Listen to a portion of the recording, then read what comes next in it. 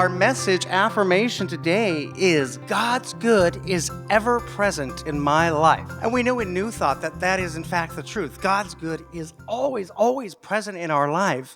One of the challenges that we have, and that everybody have, other people have too, even, New Thought students or other faiths or other denominations or even, the atheists or the agnostics. God's good is ever present in our life, but we have to be connected to it. We have to be able to reach out and connect it and access it. And this is a lot of times a big challenge for people. I've mentioned so many times, especially to people, talking to people outside of the church, about some of our New Thought beliefs and how we are so easily able to have these wonderful lives of great happiness and great health and great prosperity, that accessing it is simple. It's not necessarily easy, but it's simple.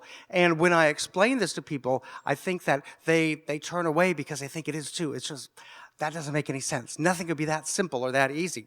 And I think of a good analogy in a Raiders of the Lost Ark movie when the bridge falls apart and there's a big canyon and, somebody says, well, what are we going to do now? And the reply is, oh, it's really simple. All we do is need to throw a rope over there, tie it to a tree, and then go over. Well, you know what? It is simple. It's not easy by any means. It's a challenging thing to do. And just like holding on to and living these New Thought principles, it's very difficult because we're human beings.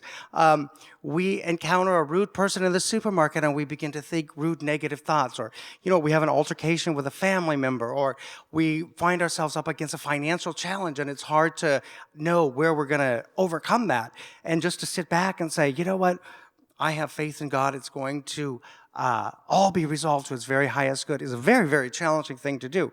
It's the simplest thing in the world to know to do that, but it's very challenging because we're humans, we live the human condition, and we have all these emotions and all these things that take us away from knowing how it is to be constantly in touch, how to connect to God's good, which is ever present in our lives.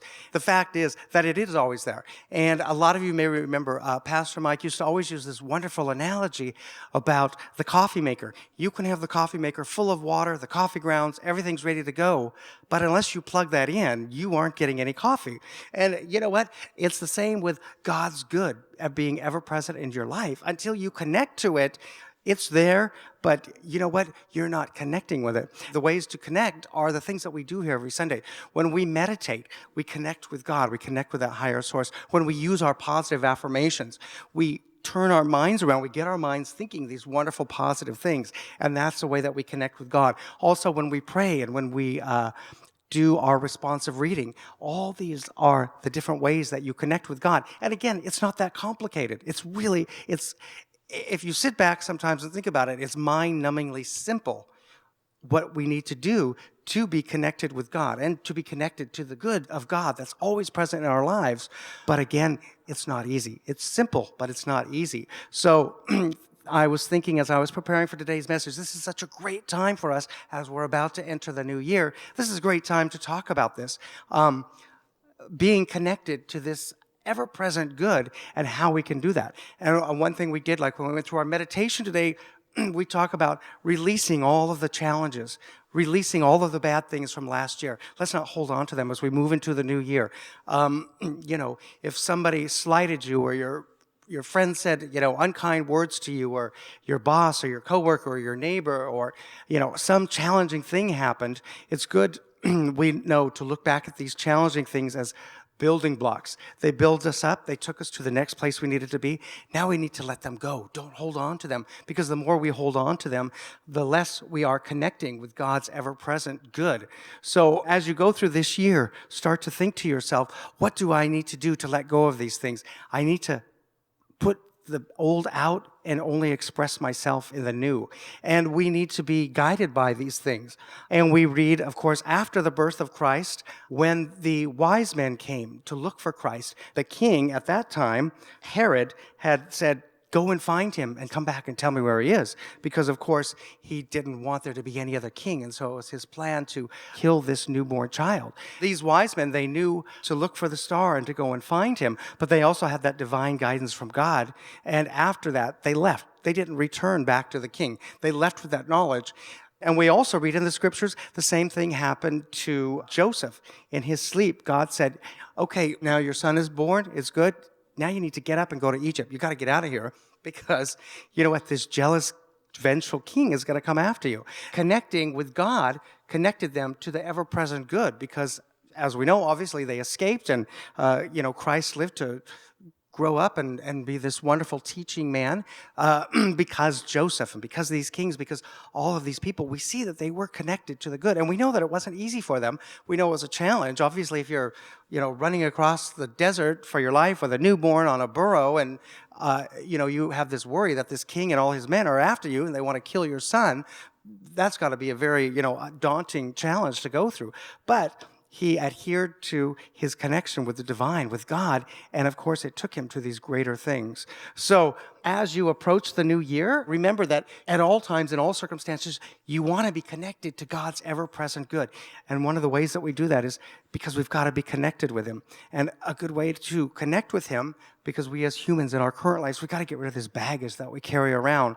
We've got to heed his good word. We've got to know that we read in the scriptures that Christ told us to turn the other cheek, to not be held up by all these things in life that we as humans get affected by, being slighted by, this person's unkind words, or a financial situation, or spending all of your time worrying about a diagnosis that you might get from the doctor. All of these things that we as humans hold on to, they tend to block us from this connection that we need to have with God so that we can have this constant stream of his life into our lives, of his ever-present good. So as you're going through the week, and especially right as we come to the new year, ask yourself the question, am I ready to welcome the new, truly ready, having completely let go of all that has troubled, hurt, or challenged me?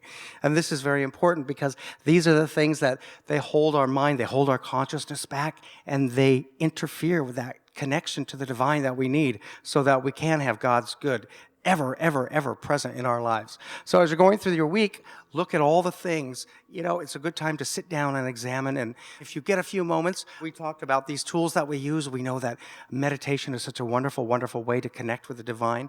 And as I talked about earlier during our meditation, it's good to sit and have a cleansing, a year-end cleansing of the mind, and let go of all these things so that your connection with the divine is really that good and that straight. And let go of all the things that have troubled you, hurt you, or challenged you. And I know just because I up here every Sunday doesn't mean that I'm not human and I don't have all these things too. And so I know that I'm going to make some time this week to sit down and go through all of the things that have troubled or hurt me or challenged me, and know that they had their purpose in their life, in my life, and now they're gone. They're not a part of it anymore. And the good news is that God's good is indeed ever present in our lives. And as we prepare to enter a new year, we give thanks for the year that is ending, and we let go of the challenges that have served to strengthen us, as well as the blissful moments that made us whole. Sometimes that can be a challenge too, is we had a happy moment and we focus on that so much, that happy circumstance or situation, that we get ourselves stuck in that period of time and we're not moving forward. So we enjoy and celebrate the blissful things as well as let go of the challenges, being ever mindful to be highly attuned to the divine, just as Joseph was attuned to the divine and heeded God in taking his son out of Judea. We too must devote time and attentions to being highly attuned to the divine, to make the decisions, follow the directions that lead us to lives of great happiness, great health, and great prosperity. Honor what has been and welcome what is to come. So in all things, honor what has been and welcome what is to come as we enter this new year, because God's good is ever present in our lives, and we only need to connect with it. And we connect with it by honoring what has been and welcoming what is to come. So remember that as we go and celebrate the new year, and of course still have fun. Get your party hats and your noisemakers and your champagne or whatever it is you enjoy, and celebrate and ring in the new year, honoring what has been and welcoming what is to come. And of course that will have us in all ways, every day, every way, connected to that good of God's that is ever present in our lives.